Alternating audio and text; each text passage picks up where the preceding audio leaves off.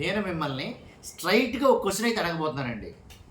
నేను మిమ్మల్ని స్ట్రైట్‌గా ఒక క్వెషన్ అడగబోతున్నాను. ఏంటంటే, పిఠాపురం నియోజకవర్గం నుంచి పవన్ కళ్యాణ్ గారు, వర్మ గారి సపోర్ట్ లేకుండా, పిఠాపురం వర్మ గారు, టీడీపీ వర్మ గారి సపోర్ట్ లేకుండా గెలవగలరా? అర్థమైందనుకుంటా. పిఠాపురం నియోజకవర్గం నుంచి పవన్ కళ్యాణ్ గారు, పిఠాపురంలో ఉండే టీడీపీ వర్మ గారి సపోర్ట్ లేకుండా గెలవగలరా? దీని గురించే మనం మాట్లాడబోతాం.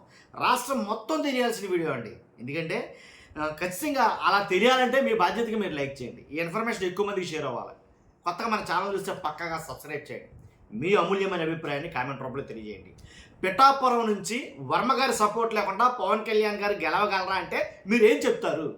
నేనేం చెప్తాననేది చెప్తాను ఈ వీడియోలో ఖచ్చితంగా. కాకపోతే ఎందుకు సందర్భం వచ్చింది, ఎందుకు టాపిక్ వచ్చింది, ఇప్పుడు అవసరమా ఇది అని అంటే కనుక ఎస్, అవసరమే.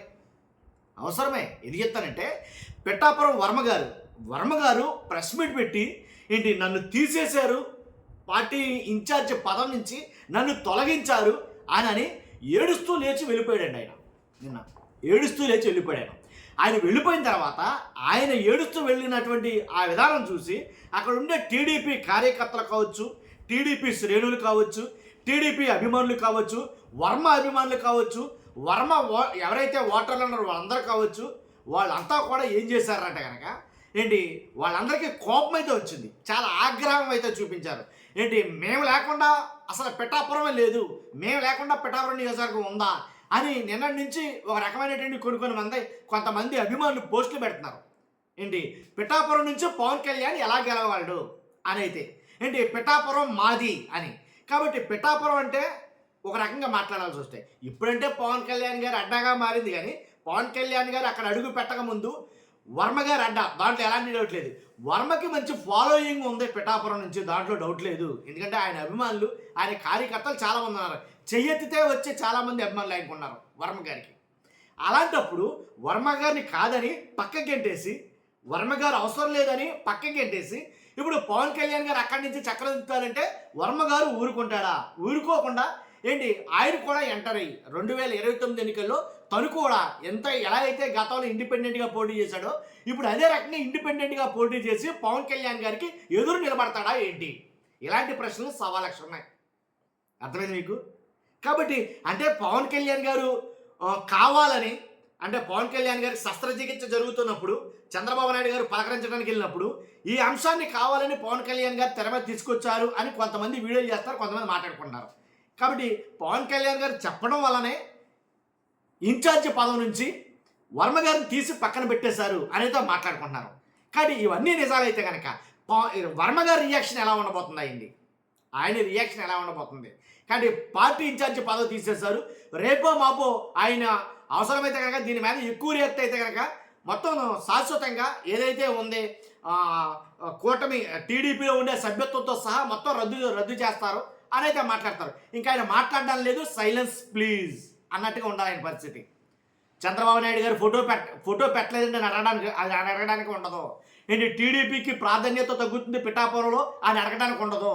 కాబట్టి పిఠాపురంలో ఏం జరిగినా మాట్లాడడం లేదు, సైలెన్స్ ప్లీజ్ అన్నట్టు ఉండాలి వర్మ గారు. దాంట్లో ఎలాంటి డౌట్ లేదు. కాదు కూడదో మాట్లాడతారంటే సభ్యత్వంతో సహా రద్దు అయిపోద్దేమో. ఎందుకంటే కూటమి బలోపేతం కోసం, కూటమిలో పవన్ కళ్యాణ్ గారు కలిసే ఉండడం కోసం ఏమైనా చేయడానికి సిద్ధం కూటమి. అటు పవన్ కళ్యాణ్ గారు కావచ్చు, ఇటు చంద్రబాబు నాయుడు గారు కావచ్చు. ఏంటి 175 మందిని ఎమ్మెల్యేలతో పోల్చుకుంటే వర్మ గారు జస్ట్ అంతే. అర్థమైందా? అలా భావిస్తాడు. అలా భావిస్తే ఇక్కడ తానే రాజు, పిఠాపురంలో వర్మ గారే రాజు. ఎందుకని?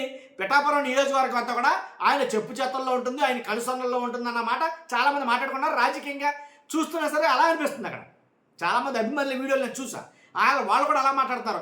మాకు ఇక్కడ పార్టీలు ముఖ్యం కాదండి, పిఠాపురంలో పార్టీలు ముఖ్యం కాదు.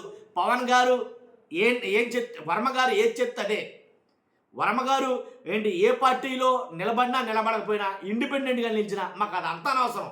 ఆయన ఏ పార్టీలో ఉన్నాడో ఏ పార్టీలో లేడు ఇవన్నీ మాకు అనవసరం. ఆ వర్మ గారు ఖచ్చితంగా ఆయన నిలబడ్డారంటే కనుక ఆయనకే మా ఓటు అన్నట్టుగా చాలామంది అభిమానులు మాట్లాడడం నేనే విన్నా. ఇప్పుడు చెప్పండి ఖచ్చితంగా. కాబట్టి అంటే అలా జరిగితే కనుక పవన్ కళ్యాణ్ గారు మరి పిఠాపురంలోంచి పవన్ కళ్యాణ్ గారికి వర్మ గారి సపోర్ట్ లేకపోతే గెలవడం జరుగుతుందా? గెలవడం కష్టమా?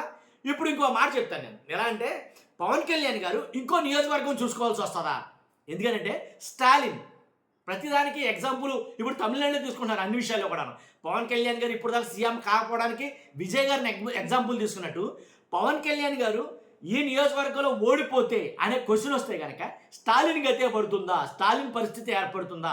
ఎందుకంటే స్టాలిన్ గారు ఆయన 2 నియోజకవర్గాలు, ప్రతి ఒక్కరు కూడా 2 నియోజకవర్గాలు చొప్పున వాళ్ళు తీసుకోవడం జరిగింది. విజయ్ గారు 2 నియోజకవర్గాలు తీసుకున్నారు. అలాగా విజయ్ గారు తీసుకున్నట్టు ఈయన కూడా 2 నియోజకవర్గాలు సెలెక్ట్ చేసుకోవడం మంచిదా? ఎందుకంటే ఒక నియోజకవర్గం పోతే ఇంకో నియోజకవర్గం ఉంటుంది కదా. అర్థమైందా మీకు? ఇప్పుడు పిఠాపురంలో సొంత పార్టీలోంచి కూటమి నుంచి పోరు మొదలు కాబోతుంది పిఠాపురం నుంచి. ఎందుకని వర్మ గారు ఒప్పుకోడు ససేమరా, దాంట్లో ఎలాంటి డౌట్ లేదు. అవసరమైతే ఇండిపెండెంట్గానే పోటీ చేస్తానంటాడు ఆయన. కాబట్టి అలా పోటీ చేస్తే కనుక ఖచ్చితంగా అక్కడ డ్యామేజ్ అయ్యే విషయం ఉంది. కానీ ఇప్పుడు వరకు అంటే అక్కడ గెలవడానికి గల పవన్ కళ్యాణ్ గారు గెలవడానికి గల మెయిన్ రీజన్ ఏంటంటే కనుక 1, 2, 3 అలా ఆర్డర్ తీసుకుంటే ఖచ్చితంగా 2వ స్థానంలో వర్మ గారు ఉంటాడు. ఎందుకంటే ఆయన గెలిపించారనే చెప్పాలి. అంతేకాదు కాపులు ఎక్కువగా ఉన్నటువంటి నియోజకవర్గం, మొత్తం ఎంతమంది ఎక్కువ ఉన్నా కానీ వర్మ గారి మాట మేరు ఓట్లు అయితే పడ్డాయి అని అయితే కనుక దాంట్లో ఎలాంటి డౌట్ లేదు. పైగా నన్ను మోసం చేశారు అనే ఒక భావం అయితే కనుక వర్మ గారికి వస్తుందేమో. ఎందుకంటే ఎమ్మెల్సీ ఇస్తామన్నారు చంద్రబాబు నాయుడు గారు. అందరి ముందు కండువ కప్పి మరీ చెప్పారు వర్మ గారిని. అందులో క్షత్రియ సమాజాన్ని, సామాజికాన్ని ఎవరైతే ఉన్నారో వాళ్ళు వాళ్ళందరినీ కూడా మేము ఉద్ధరించాలి, కానీ వర్మ గారికి ఎమ్మెల్సీ ఇస్తాను అనేది చంద్రబాబు నాయుడు గారు చెప్పారు డైరెక్ట్గా. మరి అవన్నీ గాలి కొట్టుకుపోయి ఏంటో తెలియదు, కానీ వర్మ గారిని ఇన్ఛార్జి పదవిని తొలగించారు. తొలగించిన తర్వాత కొన్ని లీక్లు అయితే ఇస్తున్నారు. ఏమని? కాకినాడ రూరల్ నుంచి ఇన్ఛార్జ్ ఇస్తారు, లేదా వైజాగ్ ఎంపీ కానీ అలాగే ఎమ్మెల్యే కానీ ఇస్తారు, సీట్లు ఇస్తారు అని మాట్లాడుకున్నారు. ఇవన్నీ గాలి మాటలే నన్ను అడిగితే కనుక. ఇచ్చిన తర్వాత ఇచ్చారని అనుకోవాలి. కాబట్టి ఖచ్చితంగా వర్మ గారు పార్టిసిపేషన్ లేకుండా పవన్ కళ్యాణ్ గారు గెలుస్తారా, లేదు గెలవలేరేమో అనే డౌట్ వస్తే పవన్ కళ్యాణ్ గారు ఇంకో నియోజకవర్గం ఎత్తుకోవాలా?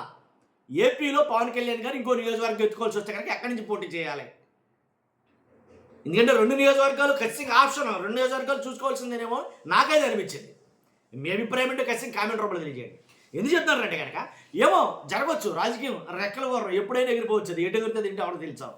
కాబట్టి ఖచ్చితంగా పిఠాపురంలో రానున్న రోజుల్లో ఎలాంటి పరిణామాలు చోటు చేసుకుంటే ఎవరికి అర్థం కావట్లా. పిఠాపురం బేస్ చేసుకుని రాష్ట్ర రాజకీయాలు దాని చుట్టూ తిరుగుతాయా? కాబట్టి అక్కడి నుంచి మాట్లాడుతున్న మాట పిఠాపురంలో వర్మ గారు మాట్లాడుతున్నాం, వర్మ గారు అనుచరులు మాట్లాడుతున్న ఒక బలమైన మాట ఉంది. చెప్పమంటారా?